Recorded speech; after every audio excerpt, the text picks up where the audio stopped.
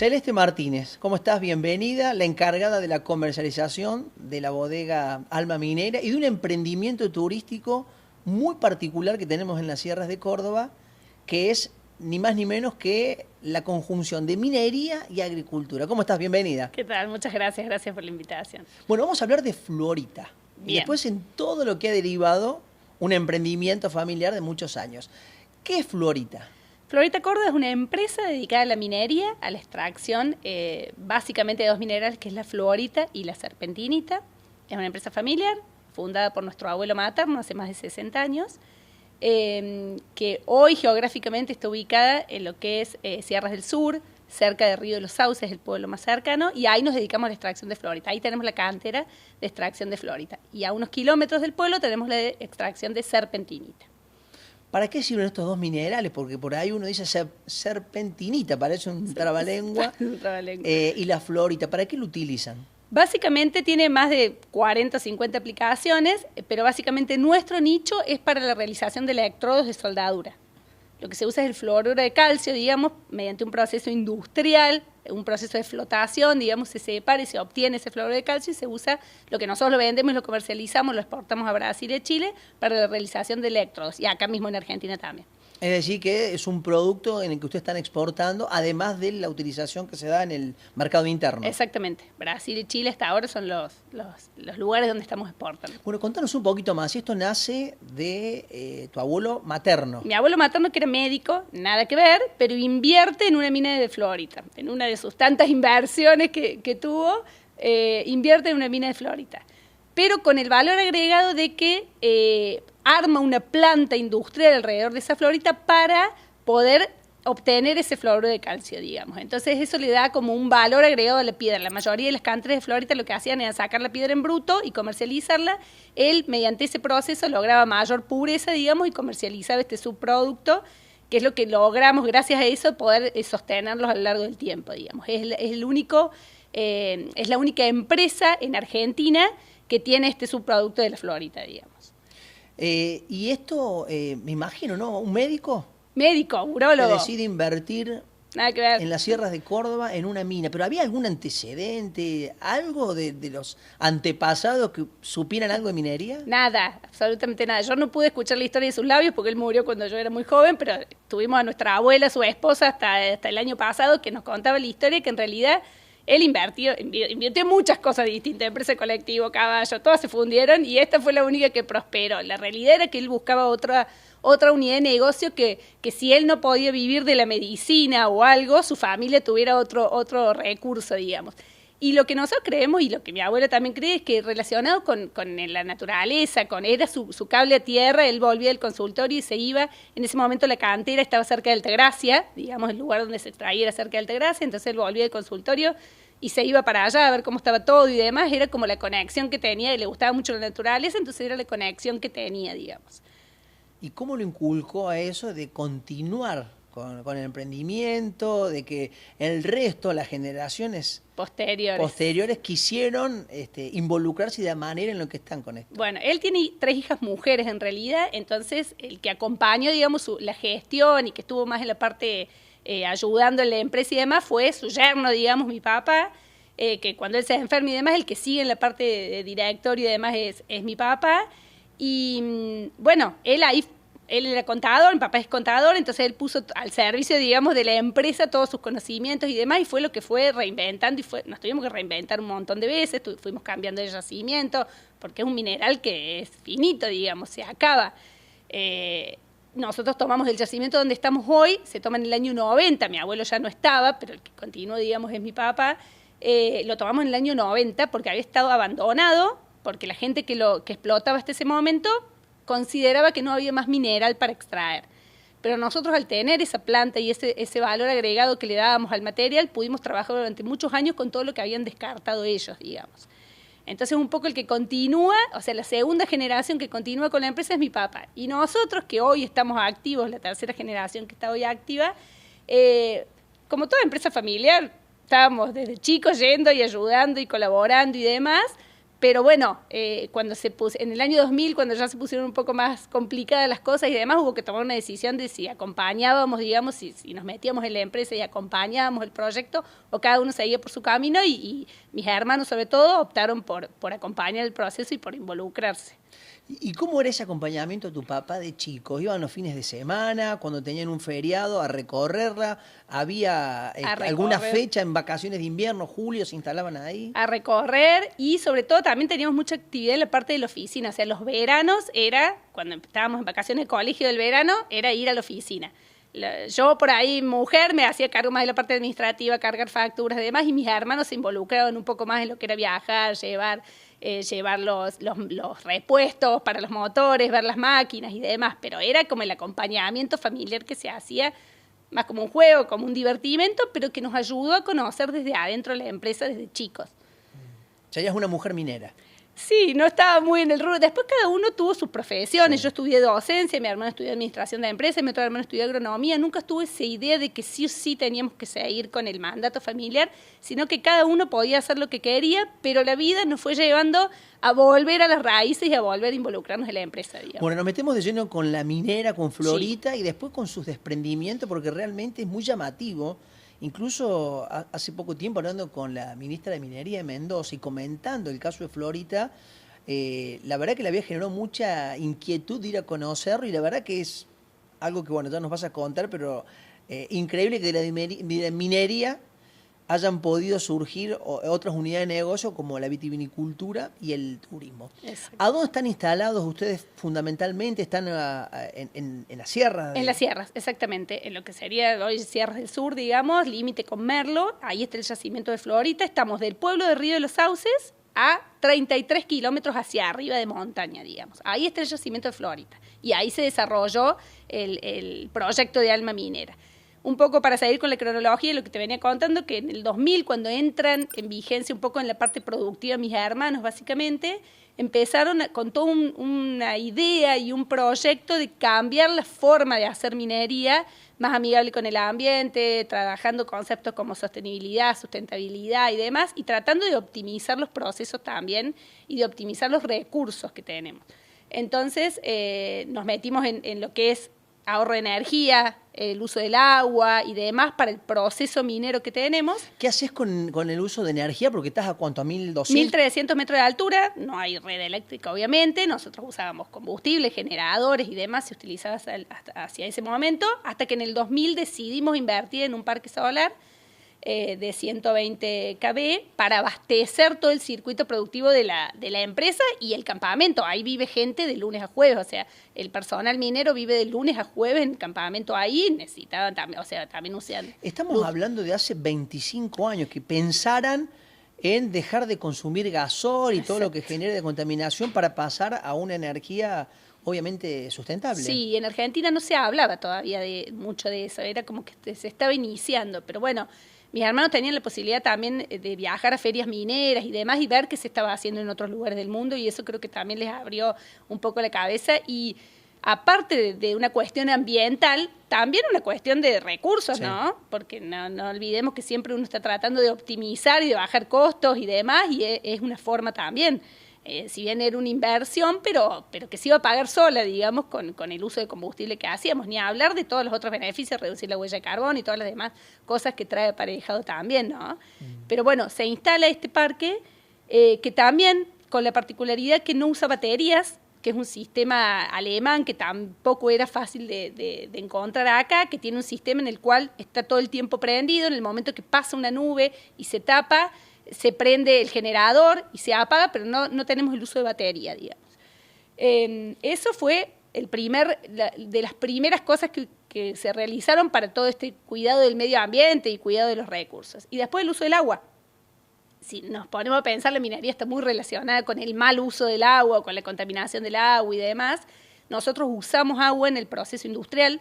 El proceso es un proceso de flotación, que va pasando el mineral por unas celdas con agua inyectada y, bueno, mediante unos ácidos oleico que se ponen, el fluoruro de calcio se pega, sube, se barre, se seca y demás, pero necesitamos el agua.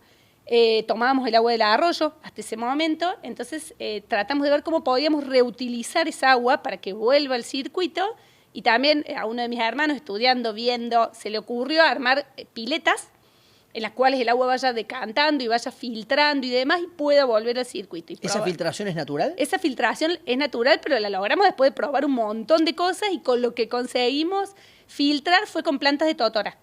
O sea, totalmente natural. Sembrando plantas de totora en las piletas, se va haciendo esa decantación, va pasando por diferentes piletas hasta que sale totalmente transparente y vuelve al circuito.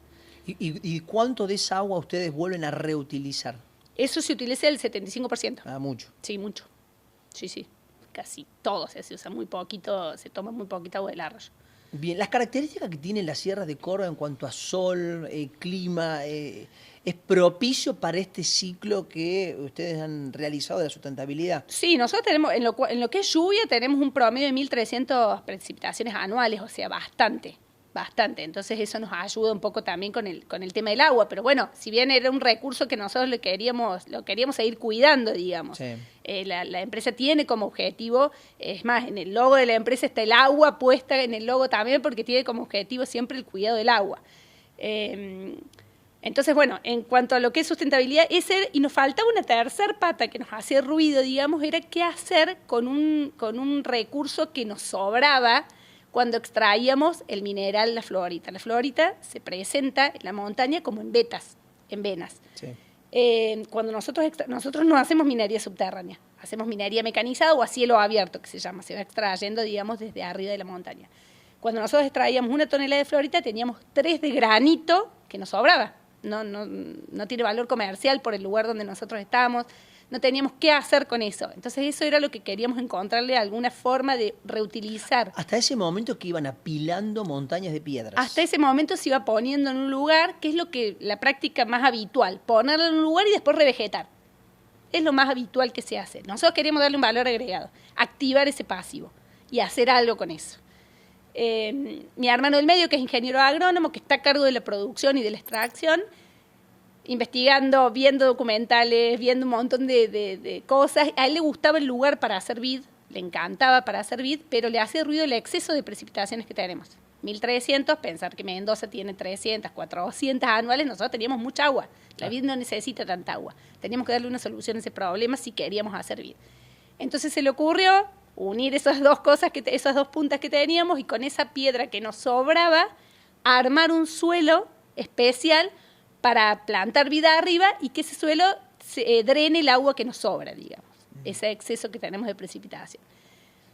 Un proyecto que no sabíamos si iba a resultar. ¿Y en cuánto tiempo ustedes pudieron desarrollar eso? Desde que dijeron, estas piedras hay que darle un uso. A uno de tus hermanos se le ocurre, lo usemos para armar un terroir y en todo caso veamos si prende acá la vid y encarar un proyecto vitivinícola. ¿Cuánto tiempo les duró ese proceso? Más de 10 años. Más de 10 años armando el suelo. Porque vos pensás que se va extrayendo de cada frente de cantera que se extrae, sale un tipo de piedra distinto, en algunas salían piedras grandes, en otras más chicas. Había que acomodarlo estratégicamente, no podíamos sacar la piedra e ir tirarla en un lugar cualquiera. Fue una planificación, primero se hizo un estudio para no interrumpir ningún circuito de agua, o sea, teníamos que ver en qué lugar la poníamos, básicamente. Se eligió un valle, entre 2 montañas hay un valle que tenía tierra fértil, tierra virgen, imagínate que de años de haber pasado ganadería y demás por esa montaña, era tierra con una materia orgánica impresionante. Lo que hicimos fue retirarla, guardarla durante 10 años y ahí sobre la misma, llegar hasta la piedra y ahí ir acomodando piedra por piedra durante 10 años hasta armar esa terraza de 20 metros de altura. ¿Ustedes fueron a admirar algo de esto a España, a Francia? No, porque no hay. Sí hemos visto en canteras abandonadas, en donde ya no se hace minería, que han plantado, o otro tipo de lugares en los que se utiliza, por ejemplo, en cuevas, en túneles de minería, se guarda vino, o sea, esas cosas, pero no nada que hubiera un suelo desde cero y armado con el descarte de una actividad minera, y con una minera activa. Ahí volvemos al tema de Alma Minera. ¿Quiénes son los que trabajan en Florita? En Florita Vista trabajan, en lo que es directorio, forman parte mi mamá y mi tía, Y en lo que es la gestión y en la parte más de activa está mi papá en la gerencia, mis hermanos también, cada uno en su área. Ahí es toda la familia Martínez. Es toda la familia Martínez. Pero digo, la mano de obra. La mano de obra. La mano de obra procede del pueblo más cercano que nosotros tenemos, que es Río de los Sauces. Tenemos aproximadamente 50 colaboradores, el pueblo tiene 800.000 habitantes y 50 colaboradores trabajan en la empresa. ¿Y ese viaje, a qué distancia está? 30 kilómetros de Río de los Sauces, sí. ¿Van y vienen todos los días? Ese viaje suben los lunes y bajan los jueves. ¿Se quedan toda la semana? Se quedan toda la semana ahí. Se quedan toda la semana ahí en un campamento. Ellos hacen una jornada, cuando termina su hora de trabajo, tienen un gimnasio, tienen una sala de recreación, tienen como para seguir ahí, tienen un cocinero que les prepara desayuno, cena, almuerzo y demás, y los jueves bajan. Hay algunos turnos rotativos en los momentos en los que la planta está prendida y demás, hay unas guardias mínimas los fines de semana, pero la mayor parte sube y baja los jueves. Bueno, son máquinas con mucha tecnología las que se utilizan en la minería. ¿Cómo capacitaste o cómo capacitaron a esa gente? Lo que nosotros más que nada valoramos, digamos, para entrar a la empresa es que tengan ganas del crecimiento y de aprender. Por ahí nos pasó que al principio, apenas llegamos, la gente que trabajaba, por ahí no habían terminado el secundario o estaban ahí, eran gente de más de 30 años y no habían podido terminar el secundario y demás. Entonces empezamos con ese trabajo y dar esa posibilidad. Llevábamos un profesor que los ayudó a terminar de recibirse y empezamos con todas las capacitaciones en lo que es manejo de, no solo de maquinaria, sino de todo lo que es tecnología, planillas. Nosotros nos manejamos con indicadores, estamos certificados normas ISO 9001 y 14001, entonces tenemos que manejar un montón de indicadores y cosas que necesitamos que la gente pueda hacerlo. Entonces fue todo con capacitación, llevando capacitaciones para que la gente pudiera, digamos, ir avanzando. ¿El 100% es gente de la zona? Sí, de la gente que está ahí, sí. Bueno. La minería tiene eso, que a lugares, o sea, vos vas a donde está el recurso y llevas tecnología y llevas trabajo a lugares más alejados, digamos, de las partes urbanas. Bueno, ahora volvemos a lo que es Alma Minera. Sí. Para la gente que nos está viendo, ¿qué es Alma Minera? Alma Minera nació como un proyecto de darle un valor agregado, no lo pensábamos como una unidad de negocio nueva, nació como este proyecto de darle un valor agregado al recurso y sobre todo poder generar una unidad de negocio o fuentes de trabajo para nuestro mismo personal. Porque algo que no te mencioné y que para nosotros es de lo más importante es que en todo el proceso, tanto de armado de suelo como después de vitivinícola, los que ayudan y los que colaboran y los que lo hacen son los mismos mineros. Es decir, el minero es agricultor. Exactamente. Con capacitaciones, con trabajo cotidiano. El mando medio que nosotros tenemos ahí a cargo de la extracción es ingeniero agrónomo también, así que él es el que se hace cargo de capacitar a la gente para todo lo que es poda, sembrado, vendimia y demás. Entonces es capacitación constante, pero la idea es que el recurso, digamos, sea de nuestro propio personal, no traer a nadie de afuera. El único externo, digamos, que vino a ayudarnos es el enólogo, porque no teníamos ningún enólogo en la familia que pudiera hacerse cargo, entonces el externo, digamos, que lo que tenemos por ahí de afuera de la empresa minera es el enólogo, pero lo demás es toda capacitación de nuestro personal. ¿Y cómo trabajan en el año? Porque hay una determinada fecha de año que es para la vendimia. Sí. Y después te dedicas a la minería. ¿Es el resto del año minería y en el momento especial de la vendimia todos se vuelcan hacia ese rubro? Todo se vuelca hacia ese rubro. Nosotros, por el parque solar y demás, tenemos ciertos ciclos de trabajo que tuvimos que adaptar.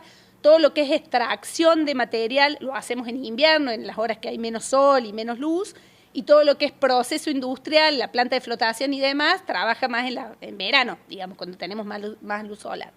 Y lo que sí también adaptamos, que en los momentos de vendimia, nosotros vendimiamos, somos los más tardes que hacemos vendimia en Córdoba, lo hacemos cerca de abril, mayo. Entonces ahí baja la parte minera y toda la gente pasa a lo que es vendimia. Es una semana, ¿Y eso por qué lo hacen tan tarde? ¿Por el clima? Por el clima. Sí. Te permite hacerlo en otro momento. Por el clima, exactamente. Por el clima y por el manejo, por ahí, y por el recurso. Por ahí hay muchos viñedos que cuando contratan, o sea, tienen que contratar la gente que venga a levantar la uva y la tienen en ese proceso, lo tienen que hacer en ese mes y ya está. Nosotros al tener el personal de ahí lo podemos hacer escalonado y lo podemos hacer cuando la uva esté lista. O sea, esperamos el momento en que la uva está apta y si tenemos que levantar esta línea una semana y esta otra línea la semana siguiente, no pasa nada porque el recurso humano lo tenemos ahí. Entonces no tenemos esa necesidad de estar apurando tiempos ni hacerlo en una ventana, digamos. Lo podemos hacer tranquilo, esperando el momento justo que esté la uva bien. Pienso en el minero que se transforma en un agricultor.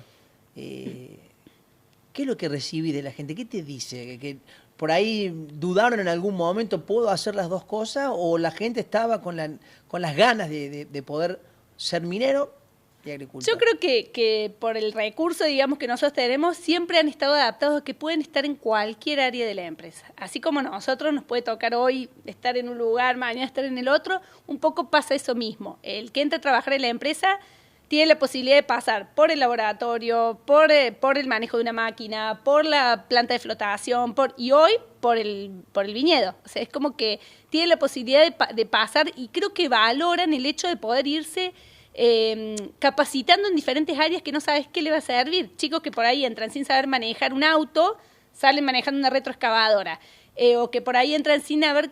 El otro día hablaba justamente con uno de los chicos que entró teniendo 18 años y me dice, yo era un chico de computadora, yo estaba dentro de mi casa con la computadora y después venir acá al contacto con la tierra, tener que aprender cómo podar, dice, la verdad es que me encantó.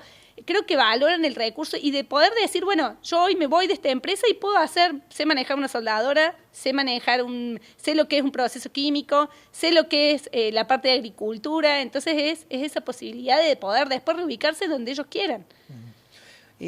Muchos no lo saben o no lo sabíamos. Córdoba es una provincia minera, por supuesto, mucho más vinculada a la construcción, sí, pero tiene un peso importante a nivel nacional. Sí. En Córdoba hay un montón de canteras, pero más dedicado a lo que es triturados pétreos, claro, que sería todo lo que es para la construcción y demás. Pero sí, tenemos una historia en cuanto a minería que creo que llama mucho la atención, y mucha gente que por ahí va a las visitas a hablar del vino se sorprende conociendo sobre minería y conociendo este rubro que por ahí no es tan fácil de acceder y de verlo. Bueno, hablamos de minería, de agricultura, la vendimia, y hay turismo también. Ustedes llevan a conocer gente de todas partes del país.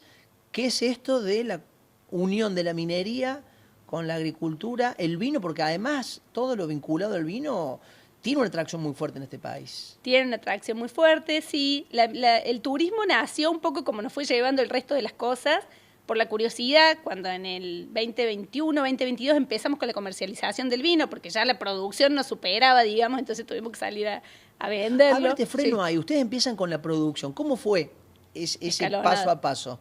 Bueno, nosotros plantamos 2013, terminamos el suelo, lo plantamos 2013, viendo que iba a surgir.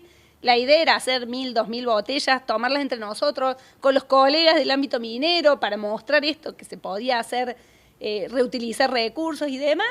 Sí, la primera vendimia levantamos 1.000 botellas, lo tomamos entre nosotros. La segunda vendimia, año 2020, levantamos 3.000 botellas, ya la tomamos entre nosotros y regalamos algunas. Y ya 2021 hicimos 6.000 botellas. ¿Sí? En 5 etiquetas, pero 6.000 botellas de producción. Y ya dijimos, bueno, ya ¿qué hacemos con esto? Tenemos que empezar a comercializarlo por el hecho de poder, bueno, sacar las botellas y por empezar a conocer el proyecto también. Entonces ahí entro yo en todo lo que es la parte de comercialización de la bodega. La vendemos personalmente, empezamos vendiéndola nosotros, a amigos, a familiares, además, que empezaron a pedirla. Y cuando empezó a difundirse, digamos, el vino, empezó a decir, bueno, a conocer el proyecto, yendo a ferias y demás. Bueno, está buenísimo, re loco esto que hicieron, podemos ir, queremos ir a verlo, se puede visitar. Y ahí surgió la duda en la familia. Che, ¿Y cómo empezaron? ¿Con visita de gente conocida? Nos asesoramos con un equipo que nos ayudó a armar una experiencia. O sea, buscamos ayuda de un equipo dedicado a turismo. Nosotros no venimos de ese palo para nada.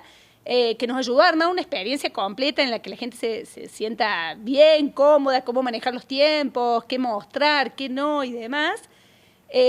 Pero con la idea y el foco siempre que sea una experiencia auténtica, que refleje lo que ven y que se siga el mismo objetivo de que todo el personal que ayude, todo el personal que colabore en la visita y todo sea nuestro personal de la empresa minera.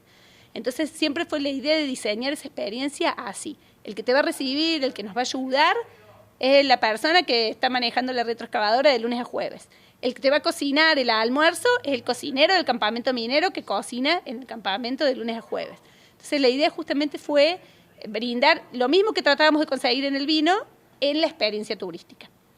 La gente que llega a Florita, ¿está más atraída por el vino o cuando llegan ahí se dan cuenta de lo que está pasando, dónde están, en qué entorno y terminan involucrándose también en el aspecto minero? Hay un poco de todo. A mí me encanta preguntar cómo llegaron y sobre todo qué expectativas tienen y qué esperan ver. Hay muchos que saben a qué van, hay muchos que van por el lado del vino, hay muchos enólogos, muchos sommelier que va con esta curiosidad de cómo es un vino en un suelo armado, artificial, si queremos decirlo, sí. Porque armado por el hombre, no es un suelo que estaba y que plantamos, lo armamos de cero. Y que van llevando gente que por ahí ni sabe a qué va, ni sabe a dónde está yendo, y la mayoría terminan preguntando más sobre minería que sobre vitivinicultura, porque les llama mucho más la atención. Hablaste en algún momento en el marco de esta conversación de un enólogo. ¿A sí. quién convenciste para ir a las sierras de Córdoba, a 1.300 metros de altura, a un terreno artificial, a desarrollar? Después me vas a contar cuántas variedades, cuántas varietales. Hoy en realidad empezamos con otra persona que venía con un manual de cómo hacer las cosas en Mendoza. Era mendocino también y venía con el manual de cómo hacer las cosas en Mendoza y demás. Él nos ayudó con la parte de plantación, pero con ciertos conceptos diferentes, que de la mano de Gon, que es ingeniero agrónomo y por ahí sabe más del tema, de decir, bueno, no, yo entiendo que en Mendoza plantan a 60 centímetros, pero nosotros necesitamos plantar a 1 metro porque necesitamos viento, que seque, sol y demás, entonces ciertos conceptos y cosas que cambiamos. Y después, en el momento de levantar, nos acompañó Rafa Brico, que es un enólogo que vive es mendocino, pero vive acá en San José de la Quintana.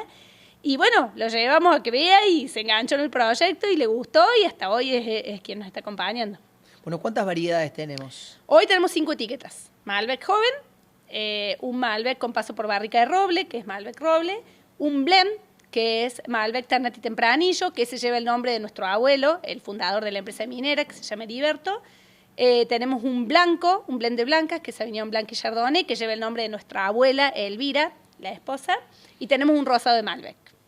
Esas son las 5 etiquetas que estamos comercializando hoy, con proyección a ir a 2 etiquetas más que salen a fin de este año. ¿Y qué van a hacer? Bueno, anticipemos algo. Van a ser un blend de añadas, un blend de lo mejor de cada año, que está guardado en barricas durante 3 años y va a salir cada 3 años. Y después va a ser un blend que tiene como concepto de que es el fluir y el que sea lo mejor de cada cosecha. Cada año nos va a sorprender. Si este año estuvo bueno el Tanat, va a ser Tanat con otra cosa. Si este año estuvo bueno el Cabernet Franc, va a ser Cabernet Franc con otra cosa. O sea, va a ser como un vino de autor y que todos los años va a cambiar. ¿Ahí mismo hacen todo el proceso del vino? Todo el proceso. Barrica, están todos ahí. Barrica, reutilizamos espacios. Donde hoy es la bodega es donde era antiguamente donde guardábamos los grupos electrógenos y lo convertimos en bodega. Donde guardamos la sala de botellas, donde guardamos los vinos, era el antiguo campamento minero, de los mineros de la mina que se abandonó en el 60, con paredes de 60 centímetros, con una aislación térmica espectacular, entonces lo modificamos y ahí hacemos todo lo que es guarda de botella, pero todo el proceso y toda la uva que nosotros procesamos es la uva que sacamos de ahí, no traemos de ningún lado, digamos. Uva, viña y bodega, está todo en el mismo predio. Bueno, esa es una de las cuestiones también que por ahí creo que entre los propios productores de vino en Córdoba han estado machacando. Si vamos a desarrollar un vino cordobés, que sea con uva cordobesa. Sí, yo creo que sí. Eso es lo que más está haciendo foco, sobre todo para poder tener una identidad distinta. Creo que Córdoba es súper rica en cuanto a sus suelos, a sus regiones y demás. Entonces, la idea es que podamos focalizar en eso. Que sea uva de Córdoba y que embotellada en Córdoba, pero con uva de Córdoba. Celeste, estuvimos hablando hace un ratito del turismo. ¿Cómo son esas visitas? ¿Cómo se organizan? Bueno, las organizo yo, ponemos una fecha.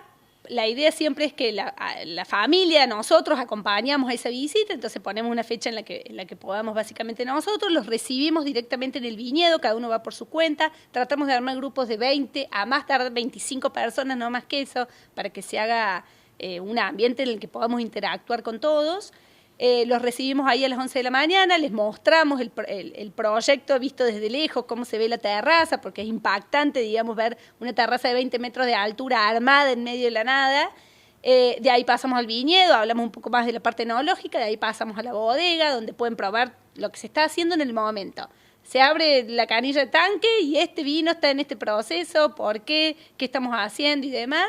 Lo acompañamos con una picada, una degustación, después pasamos al comedor donde el cocinero les hace algo que él se le ocurre. En un momento tuvimos empanadas de osobuco al Malbec, en un momento hicimos cosas del disco, y hacemos un asado de cordero, con todos productos de la zona. Eso también. La idea es que siempre involucrar a la gente del pueblo. O sea, todos los productos se compran, que consumimos en la visita y demás, son comprados o elaborados por gente del pueblo. Pasamos al comedor, pasamos a la sala de botella, además, y después hacemos una pequeña excursión por la parte, para ver un poco más la parte minera. Antiguos yacimientos que dejaron de estar explotados, vemos la veta de Florita, pasamos por el antiguo Polvorín y demás, y 4 o 5 de la tarde ya termina la visita. ¿Qué dirán los mendocinos de esto, no? ¿Qué dirán los mendocinos? En la feria nos cruzamos con varios mendocinos y abren los ojos como, ¿qué? Es todo distinto. Es todo distinto. Mendocinos y sanjuaninos, Sí. San Juan también. San Juan también se sorprende mucho y muchos prometen visita, ¿no? Cuando vaya a Córdoba los tengo que ir a ver, esto se tiene que saber, esto está bueno comunicarlo y ese fue el objetivo un poco nuestro, poder comunicarlo. Las visitas, el vino, todo nos abrió las puertas para poder comunicar el proyecto en general. ¿Y a cuáles ferias van? ¿Van en ferias nacionales? ¿Está la idea de por ahí presentarse en alguna feria internacional? Bueno, en enero de este año estuvimos en una que se hace en Uruguay, en Punta Sí. del Este. Estuvimos presentando con otras bodegas de Córdoba, pero más que nada, sí, en Córdoba mismo se hacen varias ferias importantes. Ahora en septiembre se hace una de todos vinos cordobeses, solamente vinos cordobeses, que es interesante porque te da la posibilidad de conocer la diversidad de regiones y demás. Y también participamos varias en Buenos Aires. Pero como el objetivo nuestro es ir nosotros a cada feria y demás, bueno, vamos compatibilizándolo entre el trabajo, las visitas y demás, pero básicamente eso, Buenos Aires y Córdoba. ¿Cómo es el vino cordobés? Creo que el vino cordobés lo que tiene es identidad. Cada vino y cada bodega es totalmente diferente por la forma en que lo trabaja, por las regiones en las que está y demás. Y lo que tiene de valioso, creo, es que todos tienen una historia atrás. O sea, todos te pueden contar. El vino también está formado por emociones. Entonces, si vos podés hablar con el productor y que te cuente, creo que eso tiene valioso Córdoba, diferente de Mendoza. Vos vas a una bodega y te atiende capaz el enólogo o alguien que está preparado para eso. Acá vas a una bodega de Córdoba y te atiende el dueño o te atiende el que elabora el vino. Entonces, está bueno eso. Creo que está en crecimiento, creo que hay zonas en las que tienen mucha historia y hay zonas que somos mucho más nuevas, pero que tienen mucho potencial para desarrollar. ¿Podríamos pensar en una ruta del vino de Córdoba? Tenemos. Está la ruta del vino. Está la ruta del vino. Tenés razón, Sí, está la ruta Camino del Vino Córdoba, está la ruta del vino. Hay más de 30 abiertos al turismo. Lo que pasa es que estamos como diseminados en muchas zonas distintas, pero hay un mapa con caminos del vino, hay una ruta para que la gente pueda hacer. En algún momento escuché que estaban desarrollando un proyecto de hidrógeno verde, que sería incluso, me vas a confirmar en qué etapa, en qué estadio están, podría ser el primero en la Argentina. ¿De qué se trata? Bueno, nosotros, digamos, queríamos también dar una solución a ese excedente que tenemos de energía del parque solar cuando en los meses que no se trabaja o que no se usa tanto. Entonces, se empezó este proyecto junto con el CONICET, con financiamiento privado por parte nuestra, para armar el primer hidrolizador para poder generar este hidrógeno verde. Estamos en proceso de armado todavía y de encontrar también cómo se va a almacenar. Eso creo que es lo más desafiante después para poder encontrarlo. Pero sí, hasta ahora que tengamos noticias va a ser el primero que se va a poder desarrollar acá en el país. Que los Martínez hayan desarrollado minería y agricultura, por lo menos, ¿en el país es único caso o en el mundo? Sí, hasta ahora, acudiendo a Google. En la característica que tiene Florida. En la característica que tiene Florida, de un suelo armado. Muchas veces las discusiones que se arman en la feria y demás es de decir, bueno, todos los suelos son artificiales porque vos los generás y todo. Esto es armado desde cero, o sea, de la nada surgió un suelo que se arma con un mineral de minería que está activa, porque no es nada abandonado, sino que está en actividad. Y sobre todo con esto de relacionar ambas actividades permanentemente, tanto el recurso humano como las máquinas. Nosotros necesitamos hacer una zanja y pasa la retro, porque la estamos usando, la sacamos de la cantera y la pasamos por el viñedo. O sea, es una sinergia constante de ambas actividades. Que nosotros tengamos noticias, no hay. Celeste, por último, ¿qué tienen de visión hacia futuro en el corto plazo? Nosotros, viste, que pensamos los proyectos como largo plazo, porque el viñedo fue 20 años y demás. Yo creo que tenemos la incertidumbre de hasta cuándo vamos a tener mineral. ¿Turismo, hotelería o eso por Turismo, ahora no? hotelería cuando dejes de estar activa la mina. Calculo que sí, o sea, en el predio y demás. Estamos creo que creciendo en ese aspecto con ese objetivo, pero no sabemos hasta cuándo vamos a tener recursos mineral para extraer. Entonces, es algo que lo tenemos ahí, de hacer complejo de turismo, de cabañas, de armar algo interesante alrededor del viñedo. Celeste, muchas gracias. No, gracias a vos. Chao. Hasta luego.